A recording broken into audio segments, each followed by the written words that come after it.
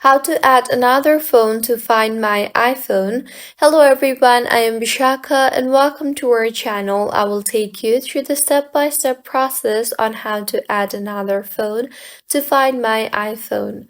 Now let's get right into the tutorial. Firstly, go ahead and launch the settings application on your device and tap on your name banner.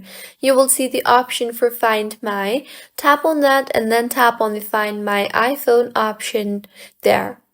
Now go ahead and make sure the toggle button for Find My iPhone is toggled on, and now go to your home screen and open the Find My application.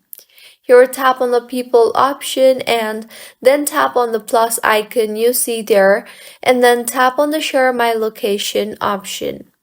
Now in the to text box, go ahead and enter the name of the person you want to add and then tap on the send button on the top right of your screen, and with this the person will be added to your Find My iPhone.